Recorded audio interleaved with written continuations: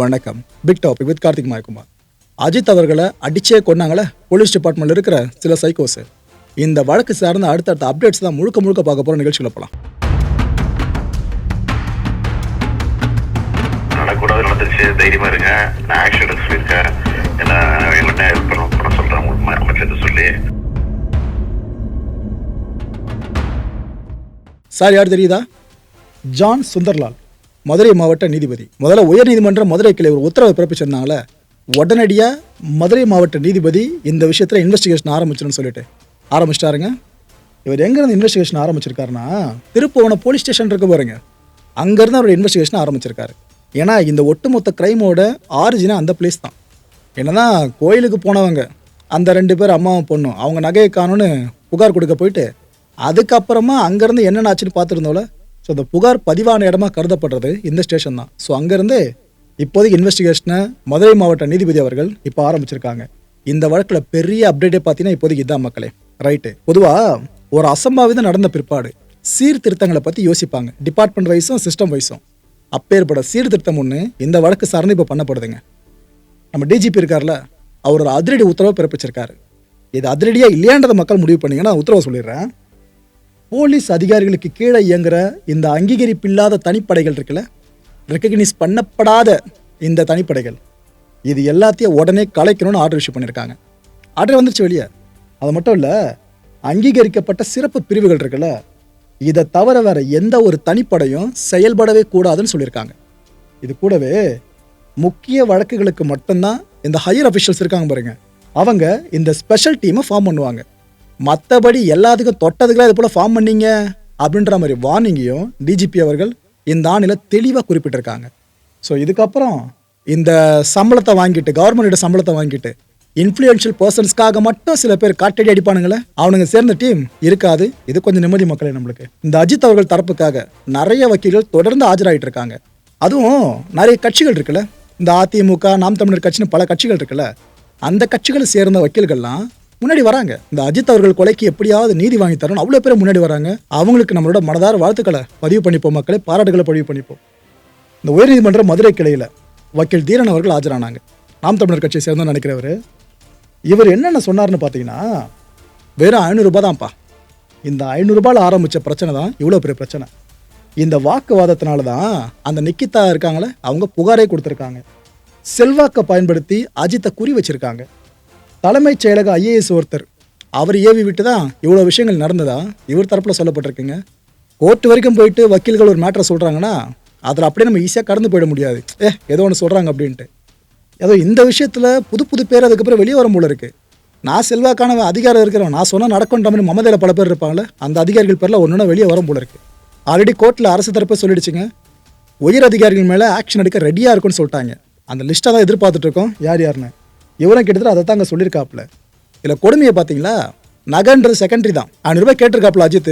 இல்லை 500 ரூபாய் தர முடியாதுன்னா வீல் சேர் கொண்டு வந்து 500 ரூபா கொடுத்துருவோமா, பார்க் பண்ணதை போகிறதுனா 500 ரூபா கொடுத்துருவோமா, 100 ரூபாய் தான் கொடுப்பன்ற மாதிரி பேசி இது ஒரு கட்டத்தில் வாக்குவாதமாக மாறி இது ஒரு கட்டத்தில் புகாராக போன மாதிரி தான் இப்போ இவர் சொல்லியிருக்காருங்க. இப்போ தமிழக மக்களோட மைண்ட் செட் எங்கே திரும்ப போய் நிற்குது? இந்த நகையை பறி கொடுத்ததா சொன்னாங்களே, அவங்க சொன்னது மாதிரி உண்மையாக போய்யா அங்கே போய் நிற்குது சந்தேகம். முன்னாள் டிஜிபி திரு ரவி அவர்கள் இவங்க இந்த இஷ்யூ சம்மந்தமாக பேசியிருக்காங்க. என்னென்னலாம் சொல்லியிருக்காங்க, கிளாரிட்டி கொடுத்துருக்காங்க அப்படின்னு பார்த்தீங்கன்னா, மக்களை அடிக்கிற அதிகாரம் போலீஸுக்கு கிடையவே கிடையாதுன்னு முன்னாள் டிஜிபியே சொல்கிறாங்க. ஆக்சுவலாக போலீஸ் டிபார்ட்மெண்ட்டில் இருக்கிற எல்லா ரிட்டையர்ட் ஆஃபீஸர்ஸையும் இங்கே இருக்கவங்க மதிக்கிறது கிடையாது. ஆனால் இவர் போன்ற ஆஃபீஸர்ஸ் இருக்காங்களே, அவங்கள தமிழக மக்கள் அவ்வளோ மதிக்கிறாங்க. அப்பேற்பட்ட ஒரு பர்சன் தான் இந்த விஷயத்த சொல்கிறாரு. மக்களை அடிக்கிற அதிகாரம் போலீஸ்க்கு கிடையாதுங்கன்னு அடித்து சொல்கிறாரு. பெற்றோரே குழந்தை அடிக்கிறதுல இந்த காலகட்டத்தில் அவ்வளோ தடைகள் இருக்குது. அப்புறம் எப்படிங்க மக்கள் அடிக்க முடியும்? மக்களை யாரும் அடிக்க முடியாது. கோர்ட்டில் நீங்கள் ஒரு கேஸுன்னு போனால் கூட, நீங்கள் குற்றவாளி நிரூபிக்கப்பட்டால் கூட தண்டனை தான் கொடுக்க போகணும். அது உங்களை அடிக்கிற மாதிரிலாம் கொடுக்க மாட்டாங்க.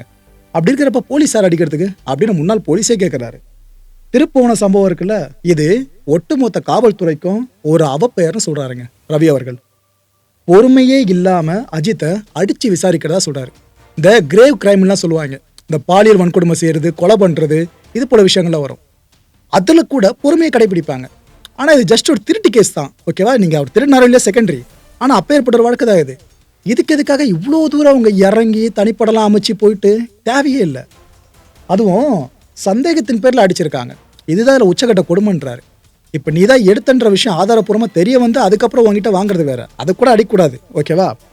ஆனால் சந்தேகத்தின் பேர நீ தான் எடுத்திருப்பியோன்ற டவுட்லன்னு சொல்லிட்டு அடிச்சு சாகடிச்சிருக்காங்க. இதெல்லாம் எப்படி எடுத்துக்க முடியும்னு அவரே கேட்குறாரு. பெரிய பெரிய நடிகர்கள் கிளைம் பண்ணிக்கிறாங்களே, கோடிகளில் புரளும் அந்த நடிகர்கள்லாம், அவங்களுக்கு இல்லாத தைரியம் அந்த எம்எஸ் பாஸ்கர் இருக்கார்ல, அவருக்கு இருக்குங்க. இவர் இப்போ என்ன தெரியுமா சொல்லியிருக்காரு, போலீஸ் கொஞ்சமாச்சும் ஈவு இறக்கம் காட்ட வேணாமான்னு கேட்குறாரு. இதை தான் தமிழக மக்கள் எல்லாரும் கேட்டு குமரிக்கிட்டு இருக்காங்க. மிளகா பொடியை கரைச்சி வாயில் ஊத்துறது என்ன இதெல்லாம்ன்ற மாதிரி தான் அவர் வெகுண்டு பேசுகிறாருங்க.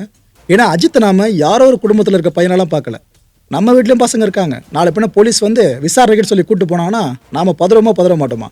அஜித்துக்கு நடந்த மாதிரி நம்ம பையனுக்கு நடக்குமோன்னு சொல்லிட்டு இந்த மனசு தான் அவருக்கும். குற்றவாளிகளுக்கு கூடிய சீக்கிரமே தண்டனை கிடைக்குமா அப்படின்னு கேட்குறாரு. எல்லா கேள்விகளுக்கும் கடவுள் தான் பதில் சொல்லணும்னு நாம் பிரார்த்தனை முன்வைக்கிற மாதிரி அவர் கடவுள் சார்ந்து தான் அந்த பதிலுக்கு எதிர்பார்த்துக்கிட்டு இருக்காரு. பார்ப்போம். ஏன்னா சாமானியர்களால் பேச மட்டும் தான் முடியும், ஊடகங்களால் புஷ் பண்ண முடியும், பட் கடைசியாக தண்டனைன்றதை கோர்ட்டு தான் கொடுக்க முடியும் ஆதாரங்கள் அடிப்படையில். வெயிட் பண்ணி பார்ப்போம். ஒரு ஹிந்துவுக்கு இப்படி ஆனதுனால தான் யாரும் கேட்க வர மாட்டீங்களா அப்படின்ட்டு கேவலமான சில பேர் சோஷியல் மீடியா முழுக்க சுற்றிக்கிட்டு இருக்கானுங்க. மக்களே நீங்கள் போக மாட்டீங்க, அவங்க பின்னாடி நல்லா தெரியும். தமிழ்நாட்டு மக்கள் அவ்வளோ முட்டாள்கள் கிடையாது. இதெல்லாம் நார்த்தில் போய்ட்டு வந்து இந்த ப்ரொபகண்டா அவங்க செட் பண்ணலாம். இந்த நேரத்தில் எப்படி அது போல போட தோணுது பதிவுகளை? இந்த விஷயத்தில் கூட உங்களுக்கு ஏதாவது அரசியல் ஆதாயம் இருக்கும், சென்டிமெண்ட்டை தோண்டி விட்டு நான் கலவரத்தை கிரியேட் பண்ணலாம்னு நினைக்கிறீங்கன்னா எதுக்கடா இங்கே இருக்கீங்க? ஏன்னா இதுக்கு கீழே போய் சில பேர் லைக் வேறு பண்ணி வச்சுருக்காங்க. அதான் உச்சக்கட்ட கொடுமை. இங்கே நாம் ஒருத்தர் நீதி கேட்குறோம் அப்படின்னா எல்லா மக்களும் ஒன்று சேர்ந்து, ஊடகங்கள் ஒன்று சேர்ந்து கேட்குதுன்னா இந்த ஜாதி மதம் கலரை பார்த்து நம்ம கேட்டுட்டு இருக்கோம். ஆனால் எந்த அளவுக்கு இன்சிஸ்ட் பண்ணுறானுங்க பார்த்தீங்களா? அதை அந்த விஷ ஊசி எப்படி லைட்டாக ஏற்றி விட்றானுங்க பார்த்தீங்களா? இவனுங்க பின்னாடி போயிடாதீங்கப்பா, ஒரு சிலர் போகிறீங்களா, தயவு செஞ்சு போயிடாதீங்க. கொலை நடந்ததே கோயிலில் தான், அதை முதல்ல புரிஞ்சுக்கணும் எல்லாரும். கோயிலோட பின்புறம். அப்படி இருக்கும்போது எங்கே வந்து எதை கோக்குறாங்க பார்த்தீங்களா? ஒரு ஹிந்துன்றதுனால யாரும் கேட்காம இருக்கீங்களா? கேட்காம இருந்த இந்த விஷயம் இவ்வளோ பற்றி எரிஞ்சுக்கிட்டு இருக்கு. சிபிஐ விசாரணைக்கு முதலமைச்சர்கள் ரெக்கமெண்ட் பண்ணுறாங்க. எவ்வளோ ஈஸியாக மக்களை முட்டாளாக்கிட முடியாதப்பா. வேறு எதனா போய் புதுசாக ட்ரை பண்ணுங்க. ஆனால் குளிர்காய ஒரு கூட்டம் காத்துக்கிட்டு இருக்கு போல இருக்கு, எப்படா கலவரம் வரைக்கும் நம்ம உள்ள வரலாம்னு சொல்லிட்டு. நம்ம தஞ்சாவூரை சேர்ந்த நகைக்கடை வணிகர்கள் இவங்க ஆர்ப்பாட்டத்தில் ஈடுபட்டிருக்காங்க தெரியுமா? அந்த செய்தி கவனிச்சிங்களா? என்னன்னா, திருட்டு நகையை பறிமுதல் செய்கிறதுக்காக எங்கள் கடைக்கு வர்றதா போலீஸ் சொல்கிறாங்க. வர்றவங்க திருட கை காமிக்கிறாங்க எங்கள் கடையை. உடனே இந்த கடையில் இந்த இடத்துல தான் நகையை வச்சிருப்பான்னு சொல்லிட்டு அந்த நகையை எங்ககிட்ட இருந்து வம்படியாக பறிச்சுட்டு போயிடுறாங்க. பறிச்சுட்டு போகிறப்ப இப்போ நகையை இது போல் சீஸ் பண்ணுறாங்கன்னா ஒரு ரசீதை கொடுப்பாங்களே, அந்த ரசீதை கூட கொடுக்கறது கிடையாது. அப்புறம் நாங்கள் விசாரிச்சு பார்க்கும்போது தான் தெரியுது, போலீஸே ஒரு திருடனை செட் பண்ணுறது. இந்த கடையில் இவ்வளோ நகை இருக்கும், போயிட்டு இவ்வளோ சவர நகையை நாங்கள் கொடுத்தேன்னு சொல்லு அப்படின்றது. அந்த திருடனை உயிருக்கு பயந்தேன்னா போலீஸை முடிச்சுட்டு என்ன பண்ண முடியும்? பயத்தில் வந்து நகை கடைக்கிட்ட நிற்கிறது. இவர்கிட்ட தான் கொடுத்த, இங்கே தான் நகையை வச்சுன்னு சொன்னதும் உள்ளுக்குள்ள போலீஸ் போட்டு நகையை தூக்கிட்டு போயிடுறது. யார் திருடங்க? திருட யூனிஃபார்ம் போடல, ஆனால் யூனிஃபார்ம் போட்டு ஒரு சில என்ன வேலையை பார்த்துட்டு இருக்காங்க தெரியுதா? இது எல்லாத்தையும் கண்டிச்சு எவ்வளோ பேர் ஆர்ப்பாட்டத்தில் ஈடுபட்டிருக்காங்க. அஜித் அவர்கள் இஷ்யூவை நம்ம கலர போனால் என்னென்ன வருது பார்த்தீங்களா? இதுக்கப்புறம் பாருங்க, போலீஸ் எங்களை இது பண்ணாங்க அது பண்ணாங்கன்னு ஒரு அலிகேஷன் அதுக்கப்புறம் முன்வைக்கப்படும். யாரு கண்டா எலெக்ஷன் வரைக்கும் இந்த குற்றச்சாட்டுகள் அடுக்கப்பட்டாலும் ஆச்சரியப்படுத்திக்கல. அவ்வளோ ஏன் இந்திய வீடியோ பார்த்துருக்க சில பேர் கூட, ப்ரோ நான் கூட போலீஸாரால் இப்படிலாம் டார்ச்சர் பண்ணப்பட்டேன் ப்ரோன்னு கமெண்ட் செக்ஷனில் பேசலாம். யாரு கண்டா? அமைச்சர் KKSSR ராமச்சந்திரன் அவர்கள். இவங்க ப்ரெஸ் மீட்டில் ஒரு சில விஷயங்களை சொல்லியிருக்காங்க. என்னன்னா, போலீஸ்காரங்க அந்த 6 பேரை காப்பாற்றுறதுல எங்களுக்கு என்னங்க அவசியம் இருக்க போகுது? எங்களுக்கு அந்த அவசியம்லாம் கிடையாது. மக்களுக்காக பணி செய்ய தான் எங்களோட அரசாங்கம் அமைக்கப்பட்டிருக்கு. அதை தான் நாங்கள் ப்ரையாரிட்டி கொடுத்து பார்க்க முடியும். போலீஸை காப்பாற்ற போயிட்டு எதுக்காக கவர்மெண்ட் கெட்ட பேர் வாங்கணும் அப்படின்னு சொல்லிட்டாங்க. புரியுதா? அமைச்சர்கள் லெவலில் இருக்கிறவங்க இவ்வளோ தூரம் இருப்பாங்க. ஆனால் இவங்க சொல்கிறாங்க அவங்க சொல்கிறாங்கன்னு சொல்லிட்டு பல பேர் இன்ஃப்ளூயன்ஷியல் பர்சன் சொல்கிறத கேட்டு கீழே இறங்கி ஒர்க் பண்ணுறீங்க பாருங்க. இந்த யூனிஃபார்ம்லாம் போடாமல் எவனாலும் அடித்து துவைக்கலாம் கொள்ளலாம்னு சொல்லிட்டு கட்சியில் ஜெயிலுக்கு தான் போகணும். அதுக்கு இப்போ ஒரு முன்னுதாரணமாக அமைஞ்சிருக்கு இந்த விஷயம். அமைச்சர் ரகுபதி அவர்கள் அவங்க இப்போ என்ன கருத்தை சொல்லியிருக்காங்கன்னா, அஜித் இறந்தது லாக்அப் டெத் கிடையாதுன்னு சொல்கிறாங்க. அவர் எதை மேபி டேர்ம் பண்ணியிருக்கலாம்னா ஸ்டேஷனில் வச்சு கொல்லப்பா, அதை டேர்ம் பண்ணி சொல்லியிருக்கலாம். இதை சாத்தான்குளம் சம்பவத்தோடு ஒப்பிட முடியாதுன்ற விஷயத்தையும் அவர் கிளைம் பண்ணுறாருங்க. ஒப்பிட முடியாதா? அப்புறம் எதுக்காக சிஎம் அவர்கள் சிபிஐ விசாரணைக்கு அவர் ரெக்கமெண்ட் பண்ணணும்? இந்த கேள்வி மனசில் வருதுல. சரி, ஓகே, ரைட்டு விடுங்க. சிபிசிஐடி சிபிஐ என்ன வித்தியாசம்? எதுக்காக ஒரு பெரிய இஷ்யூ நடக்குதுன்னா சிபிசிஐடி கிட்ட அந்த வழக்கு விசாரணை ஒப்படைக்கப்பட்டாலும் சிபிஐ தான் விசாரிக்கணும்னு மக்கள் கேட்குறாங்க, எதிர்கட்சிகள் இருக்கவங்களே கேட்குறாங்க. இதுக்கான காரணம் என்ன? இந்த காரணம் உங்களுக்கு தெளிவாக புரியணும் அப்படின்னா இந்த 2 தரப்புக்கு இடைப்பட்ட வித்தியாசத்தை நீங்கள் தெளிவாக தெரிஞ்சுக்கிட்டா மட்டும்தான் திரும்ப அந்த கொஸ்டின் மனசில் வராதுங்க. சென்ட்ரல் பியூரோ ஆஃப் இன்வெஸ்டிகேஷன் அதோட விரிவாக்கத்தில் உங்களுக்கு தெரிஞ்சிருக்கும். சென்ட்ரல் மத்திய, ஓகேவா, சென்ட்ரல் கவர்மெண்ட் வசம் இருக்கு, ஆனால் தன்னிச்சையாக செயல்பட வல்ல ஒரு விசாரணை பணியகம். இதை தொடர்ந்து சிஐடி, இதை கிரைம் இன்வெஸ்டிகேஷன் டிபார்ட்மெண்ட்னு சொல்லுவோம். இந்த சிஐடியோட ஒரு உட்பிரிவு தான் சிபிசிஐடிங்க. அண்ட் இதில் ஒட்டுமொத்தமாக பார்த்தீங்கன்னா 4 உட்பிரிவுகள் இருக்கு. கடத்தல் மற்றும் காணாமல் போனவரை தேடும் பிரிவு, போதைப் பொருள் தடுப்பு பிரிவு, கைரேகை தடய பணியக பிரிவு, பயங்கரவாத தடுப்பு பிரிவு. 1941 சிறப்பு காவல் பிரிவா உருவானது தான் இந்த சிபிஐங்க. இதுல ட்விஸ்ட் என்ன தெரியுமா? சிபிஐக்கு சீனியர் அமைப்பு பார்த்தீங்கன்னா இந்த சிஐடி தான். ஏன்னா இது 1902 வருஷம், யோசிச்சு பார்க்க முடியுதா? 1902 வருஷம் பிரிட்டிஷ் ஆட்சியில உருவாக்கப்பட்டுச்சு இந்த சிஐடி அப்படின்றது. ஸோ இது வழிவழியா வந்து தான் ஒரு உட்பிரிவா பிரிஞ்சுதான் அதுல சிபிசிஐடி அப்படின்ற விஷயம் உள்ள ஆட் ஆச்சு. இந்த சிபிஐ அதிகாரிகளா இருக்காங்களா, அவங்களுக்கு உச்சபட்ச அதிகாரம் கொடுக்கப்பட்டிருக்கு. நாட்டில் யாரை வேணாலும் அவங்க நினைச்சா விசாரிக்கலாம், அவ்வளோ பெரிய அதிகாரம். இந்தியாவோட உச்சபட்ச விசாரணை அதிகாரிக்கான பவர் ஒட்டுமொத்தமாக இவங்க கிட்ட தான் இருக்கும். அதனால தான் முதலே சொன்னேன், இந்த விஷயத்தில் சிபிஐ விஷயத்தில் அது உள்ள எதனா விவகாரம் வந்தால் கூட கவர்மெண்ட் டைரெக்டாக தலையிட முடியாது. அதுக்குள்ளே இருக்க அதிகாரிகளை பேசி முடிச்சுக்கிட்டா தான் உண்டுங்க. அந்தளவு தன்னிச்சா இயங்குற அமைப்பு தான் இந்த சிபிஐ. இவங்களுக்கு நாடளாவிய அதிகாரம் கொடுக்கப்பட்டிருக்கு. அதாவது ஒரு ஸ்டேட்டில் ஒரு விஷயம் நடக்குதுன்னா இன்னொரு ஸ்டேட்டுக்குள்ள அந்த கேஸ் சம்மந்தமான யாரோ நபர் இருக்காருன்னா அந்த ஸ்டேட்டோட அனுமதி வாங்காமையே இந்த சிபிஐ அதிகாரிகள் உள்ளே போயிடுவாங்க. இது மாதிரி இந்தியாவில் என்ன விஷயம் எங்கே நடந்தாலும் அந்த இடத்துக்குள்ளே போயிட்டு இந்த பிரீச்னு சொல்லுவாங்களே இவங்களே, இது போல் விஷயங்களை பண்ணுறதுக்கும் இவங்களுக்கு அதிகாரம் கொடுக்கப்பட்டிருக்கு. ஆனால் சிஐடி ஆஃபீஸர்ஸ் பார்த்தீங்கன்னா அந்தளவுக்கு கிடையாதுங்க. அவங்களுக்கு மாநிலத்துக்குள்ளே மட்டும்தான். இப்போ தமிழகத்தில் சிபிசிஐடி இருக்கான்னு வச்சுக்கோங்க, நம்ம மாநிலத்துக்குள்ளே மட்டும் தான் இவங்களோட அதிகாரத்தை காட்ட முடியும். இவங்க வேறு மாநிலங்களுக்கு அந்த குறிப்பிட்ட வேற்று மாநில அரசோட ஒப்புதல் இல்லாமல் போகிறாங்க அப்படின்னா அங்கே இவங்க சாமானியர்கள் மட்டும்தான், சிபிசிஐடி அதிகாரிகளாக பார்க்க மாட்டாங்க. இதை தான் சொல்கிற பெரிய வித்தியாசம் சொல்லிட்டு. சிபிஐக்கு நாடளாவிய அதிகாரம், ஆனால் சிபிசிஐடிக்கு மாநிலத்துக்குள்ளே மட்டும்தான். அடுத்த ஒரு கேள்வி மனசில் வரலாம், சரிப்பா இந்த சிபிஐக்கு ஒரு கேஸை மாத்திர முடிவு எடுக்கிறாங்களே அது யார் எடுப்பா? யார் நினச்சா சிபிஐ வசம் ஒரு கேஸை ஒப்படைக்கலாம்? இதை பற்றியும் சொல்கிறேன். ஒன்றும் இல்லைங்க, இப்போ தமிழகத்தையே உழுக்குற ஒரு மிகப்பெரிய வழக்கு வருதுன்னு வச்சுங்க, போலீஸால் அந்த வழக்கை ஸ்பீடாக ஹேண்டில் பண்ண முடியாது, இல்லை ஒருவேளை அவங்க நினைக்கிற துல்லியத்தில் அதை ஹேண்டில் பண்ணி முடிக்க முடியாது. ஆனால் இவங்களோட உயர் அதிகாரியாக பார்க்கப்பட்டு இருக்காங்கள சிபிஐ ஆஃபீஸர்ஸ், இவங்க நினச்சா முடிக்க முடியும் அப்படின்ற ஒரு நம்பிக்கையில் பொதுமக்கள் அவங்களே வலியுறுத்துவாங்க கவர்மெண்ட் கிட்ட.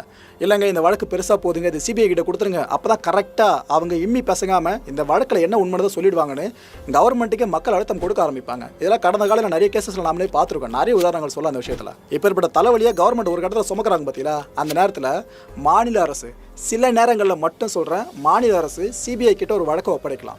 எல்லா நேரங்களே கிடையாது, இது மைண்டில் வச்சுங்க, சில நேரங்களில் மட்டும்.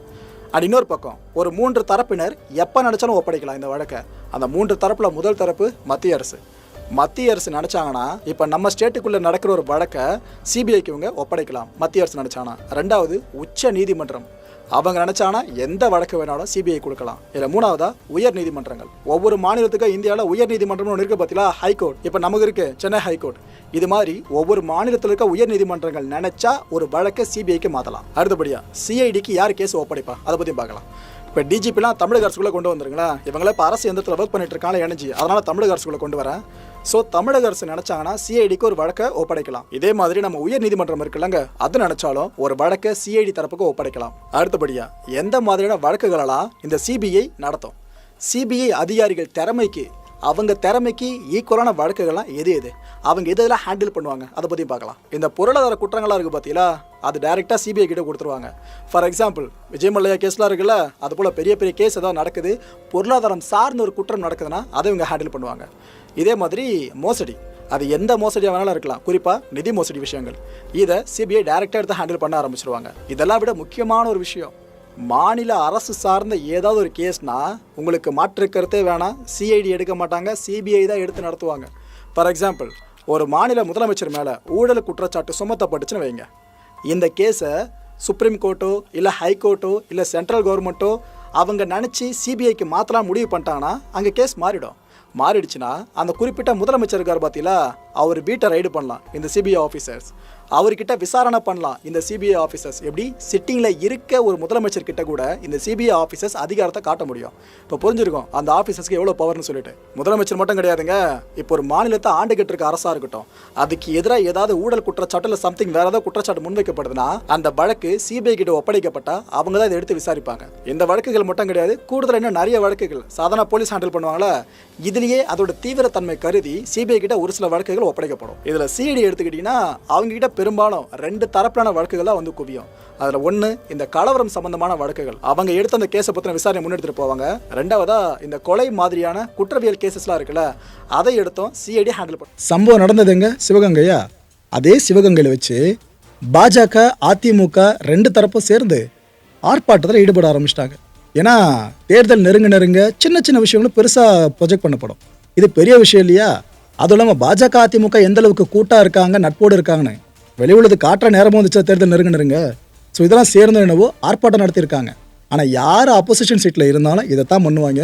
இப்போ அவங்க அதை தான் பண்ணுறாங்க. இளைஞர் படுகொலைக்கு நீதி வேண்டி போராட்டம், இளைஞர் படுகொலைக்கு நீதி வேண்டி போராட்டம். கண்டிக்கின்றோம் கண்டிக்கின்றோம் கண்டிக்கின்றோம் கண்டிக்கின்றோம். இளைஞர் அஜித்குமார் கொலைக்கு காரணமான இளைஞர் அஜித்குமார் கொலைக்கு காரணமான விடியா திமுக அரசை கண்டிக்கின்றோம். விடியா திமுக அரசை கண்டிக்கின்றோம். கண்டிக்கின்றோம் கண்டிக்கின்றோம். கண்டிக்கின்றோம் கண்டிக்கின்றோம். அஜித்குமார் சேர்த்து 25 லாக்அப் மரணங்களை அஜித்குமாருடன் சேர்த்து 25 லாக்அப் மரணங்களை நிகழ்த்தி அராஜகம் செய்யும் விடியா திமுக அரசை கண்டிக்கின்றோம். விடியா திமுக அரசை கண்டிக்கின்றோம். கண்டிக்கின்றோம் கண்டிக்கின்றோம். கண்டிக்கின்றோம் கண்டிக்கின்றோம். அஜித்குமாரை சித்திரவதை செய்து கொலை செய்த அஜித்குமாரை சித்திரவதை செய்து கொலை செய்த காவல்துறையை கண்டிக்கின்றோம். காவல்துறையை கண்டிக்கின்றோம். கண்டிக்கின்றோம் கண்டிக்கின்றோம். கண்டிக்கின்றோம் கண்டிக்கின்றோம். கட்ட பஞ்சாயத்து செய்து பேரம் பேசிய கட்ட பஞ்சாயத்து செய்து பேரம் பேசிய திமுகவினரை கண்டிக்கின்றோம். திமுகவினரை கண்டிக்கின்றோம். இளைஞர் அஜித்குமார் கொலைக்கு காரணமான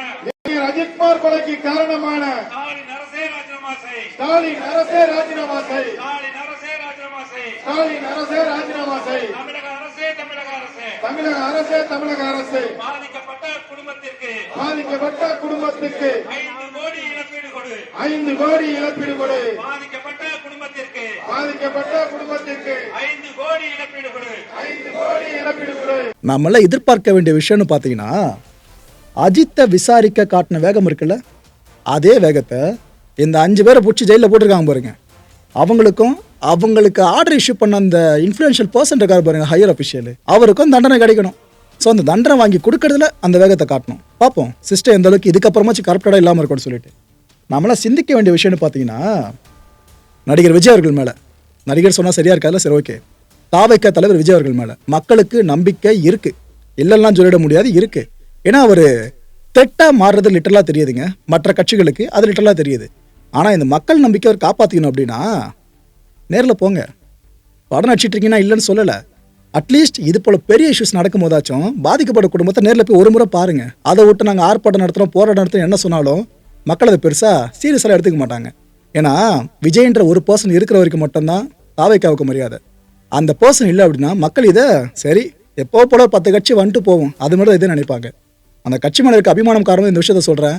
மற்ற விஷயங்களை விஜய் அவர்கள் நேரடியாக வர வேணாம். ஆனால் அட்லீஸ்ட் இது போல் பெரிய இஷ்யூஸ் நடக்கும் போதாச்சும் அவர் நேரடியாக வந்து பார்க்கறது நல்லது. அவர் வராருன்னா அந்த குடும்பத்தினர் ஓரளவுக்கு இன்னும் ஆறுதல் அடைவாங்க. அதுக்காக சொல்கிறேன். ஏன்னா அறிக்கையை மட்டும் விட்டுட்டு இருக்கிறது அரசியல்வாதிகள் இல்லைன்ற மாதிரி டேர்மில் இவங்க ஸ்டேஜில் பேசியிருக்காங்க. ஸோ அதில் நாங்கள் தனிச்சு இருப்போமான்றதை இவங்க ப்ரூவ் பண்ணணும்னா அட்லீஸ்ட் இது போல விஷயங்களாச்சும் அவர் வெளியே வரணும். பார்ப்போம். அடுத்த நிகழ்ச்சி சந்திக்கலாம். நன்றி, வணக்கம். வணக்கம் மாயம் ஸ்டுடியோஸ் நண்பர்களே. மாயம் ட்ரெண்ட்ஸ் அப்படின்ற ஒரு புதிய ஃபேஸ்புக் பேஜை ஓப்பன் பண்ணியிருக்கோம். நீங்கள் யூடியூப்பில் பார்த்துட்டு இருக்கீங்களா நம்மளோட கான்டென்ட்ஸ்லாம்.